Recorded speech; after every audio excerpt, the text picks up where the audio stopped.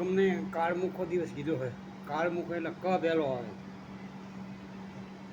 સમજ્યા?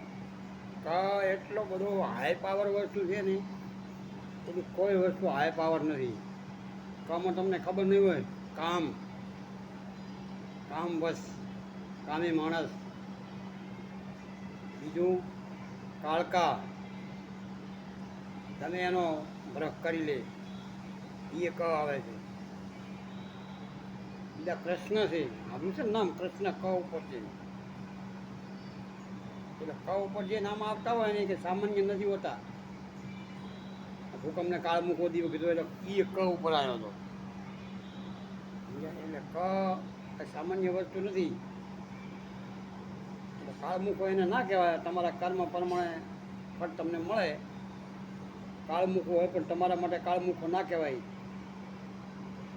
કારણ કે કૃષ્ણ હતા એ ક ઉપર હતા, પણ કૌરવોને વિનાશ કર્યો. પણ પાંડવોના હતા, ભગવાન હતા પોતે. પાંડવોને તો અમે રાખ્યા હતા ને, કારણ કે એ સત્ય પુરુષ હતા. એટલે સત્ય પુરુષ બનો તો કાળ મૂકો હોય તો તમારા માટે સારો રહે ને, કે કાળ મૂકો જ તમારે કહેવાય. એમ કાંઈ બીજું કહેવાય નહીં. એટલે ધ્યાન રાખીને તમે કામ કરજો. કાળ મૂકો કહેવાય નહીં કોઈને.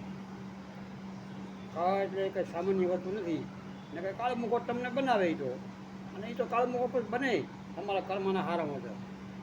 એટલે કોઈનો વાંક ના હોય, કોઈનો દોષ નહીં, તમારો ખુદનો દોષ. જય માતાજીની.